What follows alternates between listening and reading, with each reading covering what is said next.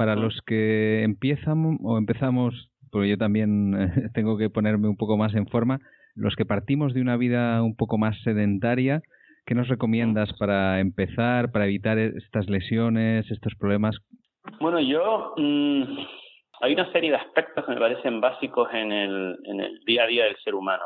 Yo siempre digo que de poco sirve irte a la sala paleo o irte al gimnasio, a donde quiera que vayas, o al parque, y moverte durante 30 minutos, 40 minutos, 50 minutos, y luego durante 23 horas y 20 minutos ser totalmente sedentario, ¿no? Entonces, hay muchas veces que incluso esta intervención genera efectos adversos, es decir, somos tan sedentarios que el entrenamiento es un estresor de demasiada intensidad para nuestra capacidad de homeostasis con el movimiento, ¿no? Uh-huh. Y esto se está viendo hoy mucho en día. Tenemos un entorno de vida que es pro sedentarismo, ¿no? Pues trabajamos sentados, conducimos sentados, comemos sentados, vemos la tele sentados, nos reunimos sentados, vamos a todos lados en coche o en metro o en tren y cogemos el ascensor, nos llevan la compra a casa.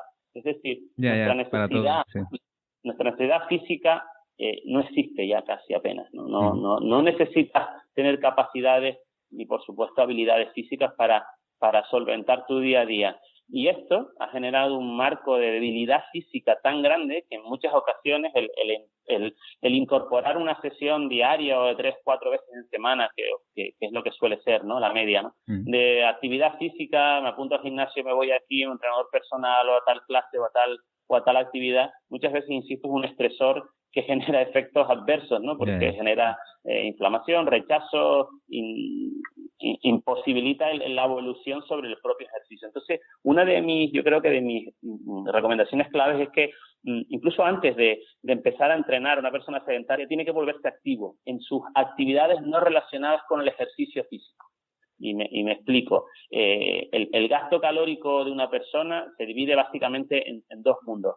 En tres mundos. El mundo del metabolismo basal, que ese no podemos intervenir demasiado, y luego en las actividades físicas relacionadas con el entrenamiento y las actividades físicas no relacionadas con el entrenamiento. Yo creo que hoy en día nos estamos olvidando mucho de las actividades físicas no relacionadas con el entrenamiento, y a eso me refiero a dónde aparco el coche, cómo subo las escaleras, cómo cargo la compra, cómo trabajo, estoy sentado o estoy de pie o me muevo.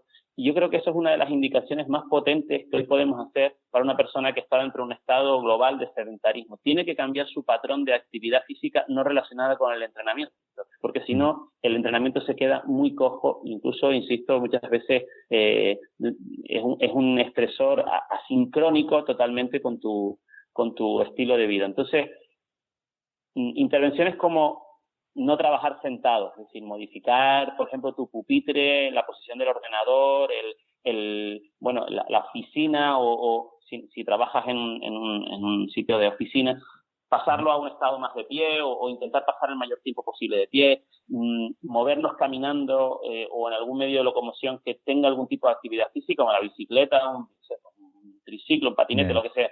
Estos son aspectos que parecen insignificantes y tendemos a no otorgarle la importancia que tienen, pero subir las escaleras del metro, subir la compra por las escaleras, no por el ascensor, siempre y cuando tenga sentido, ¿no? No vamos a subir 20 garrafas de agua por las escaleras, pero en el día a día podemos hacer mucho más por el nivel de actividad física. Y esto es una especie como de starter para avanzar hacia luego la actividad física ya de entrenamiento.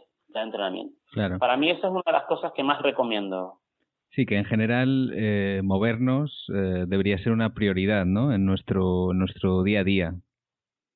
Yo, por ejemplo, soy bastante fan de caminar, me gusta caminar y bueno, eso, yo creo que por lo menos empezar por ahí puede ser un buen punto de partida. Sí. Totalmente. El ser humano además tiene una relación, vamos a decirla amorosa, por no llamarla genética, con el caminar. Es decir, el ser humano es un ser caminante y necesita caminar para sentirse vivo. O sea, no existe la felicidad si no camina. Entonces, a partir de ahí, podremos correr y podremos caminar rápido y podremos subir una montaña caminando y podremos caminar o cruzar un río, pero lo básico es que nosotros día a día caminemos, ¿no? Incluso hay referencias, ahora mismo no las tengo a mano, pero se pueden encontrar donde se habla de la estabilidad genética, es decir, como ese estado donde nuestro paquete genético no tiende a generar mutaciones, ¿no? El cual lo relacionan con el nivel de andar diario que debe tener un ser humano, ¿no? Y lo sitúan alrededor de los 11 o 13 kilómetros diarios, ¿no? Ya ves. Que eso vienen a ser entre unos 12.000 y 15.000 pasos diarios que tendríamos que dar, ¿no? Entonces, estamos hablando de un nivel jerárquico muy alto cuando hablamos de que el ser humano debe de caminar. Estamos hablando de temas muy serios, ¿no? Cuando decimos, no, es que el ser humano debe de caminar, sí, ¿no? Está totalmente obligado a moverse diariamente caminando, ¿no? Y eso no quiere decir que todos los días tengas que irte, coger la avenida, ponerte la radio y salir a caminar 1 hora. Eso quiere decir que en tu día a día te tienes que mover caminando. Si además de caminar alguien quiere entrenar, por ejemplo, lo que estamos acostumbrados es ir al gimnasio, pero ¿en qué se diferencia el método que habéis creado, el paleo training, con lo que normalmente hacemos en un gimnasio? Si nos puedes ilustrar un poco qué tipo de ejercicios, qué diferencia habría. Voy a intentar ponerte un ejemplo y igual con eso creo que soy más explicativo, ¿no? La idea de una sala paleo es la misma. Buscamos que cuando entres a una sala de paleo training, estamos intentando simular el momento en el que tú entrarías en un bosque, ¿no? Sí. Y te enfrentaras a la necesidad de tener que moverte pues en ese sitio, en ese bosque, en diferentes planos, por ejemplo, ¿no? Si tuvieras que moverte por el suelo, pues tendrías que realizar zancadas, tendrías que realizar rectas, tendrías que realizar desplazamientos agachados, tendrías que esquivar cosas, pues, por ejemplo, con pequeños saltos, con pequeños empujes desde el suelo, tendrías que aprender a tirarte al suelo y a levantarte.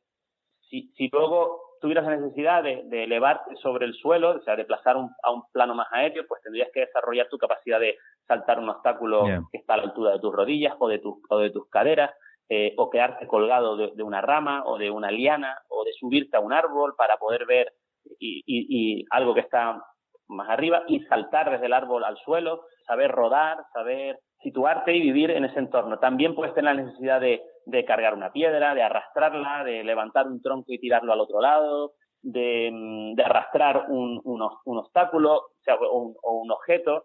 Incluso podrías tener la necesidad de cazar algo y de lanzar algo para golpearlo, de arrastrarlo, de cargarlo, de llevarlo de un sitio para otro. Ese entorno de actividad es un poco el que nosotros intentamos replicar dentro de una sala de paleo training. Incluso intentamos que tu vivencia sensorial sea la misma. Es decir, suelo de césped, obstáculos de madera, cargas de piedra, cargas de tronco, cuelgas sobre ramas, que tenemos troncos de diferentes grosores, entrenas descalzo.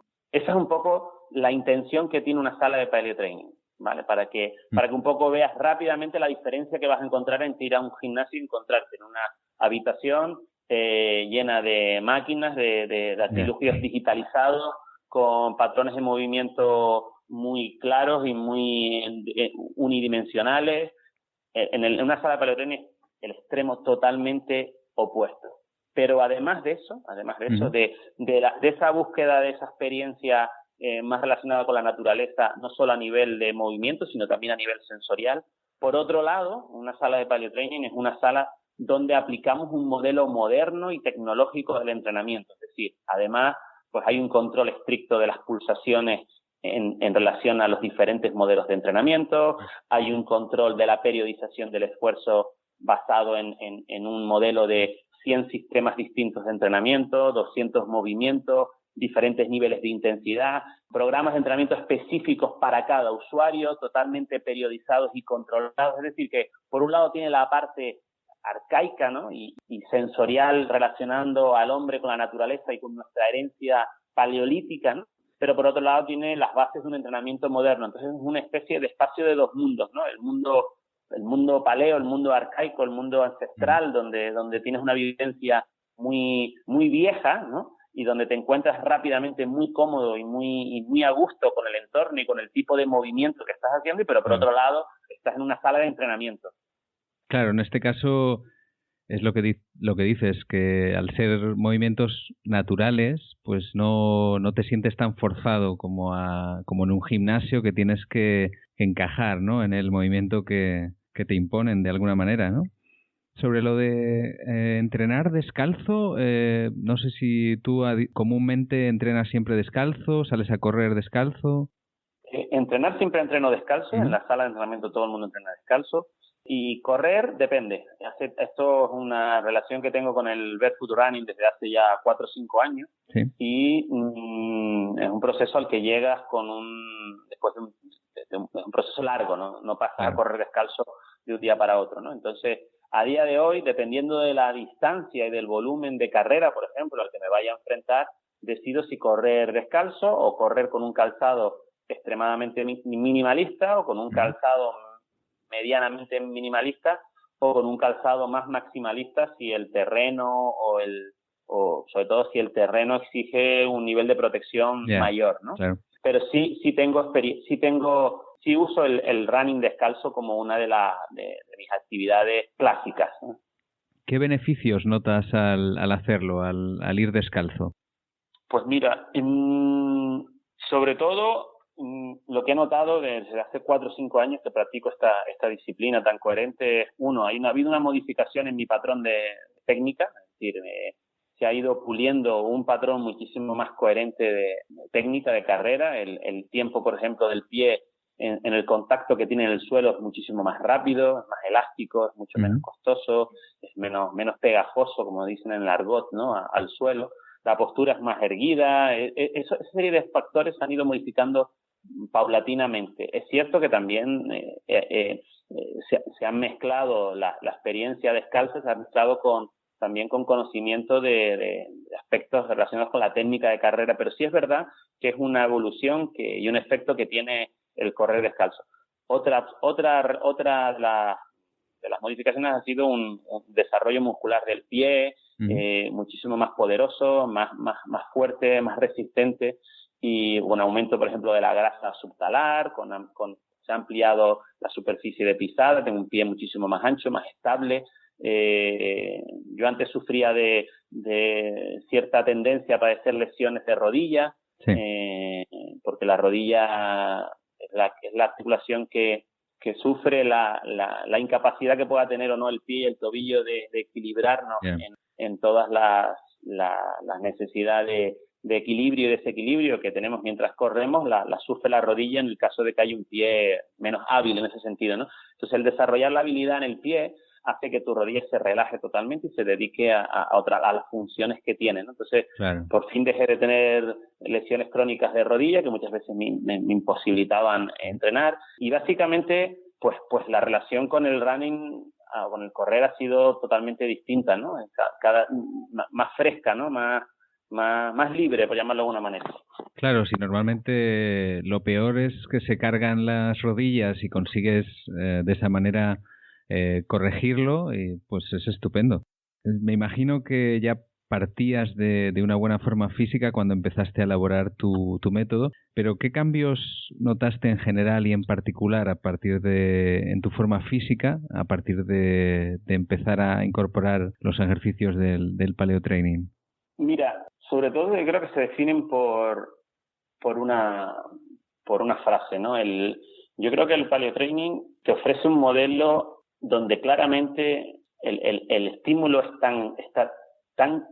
tan denso, se estimula al cuerpo de una forma tan intensa a través de los movimientos tan funcionales, porque creo que hay muchos grados de entrenamiento funcional, pero en el momento en el que tú tienes que, por ponerte un ejemplo, subirte a un tronco que está a 50 centímetros de tu cabeza, agarrarte, posicionarte por arriba, subirte y lanzarte al suelo, y eso tienes que hacerlo 10 veces seguidas en un entrenamiento combinado con carreras de 2 minutos y con empujes de una piedra o lo que sea. Es tan denso el estímulo que yo creo que el mayor aporte que puede tener el paleo training es que te ofrece muchísimo estímulo en muy poco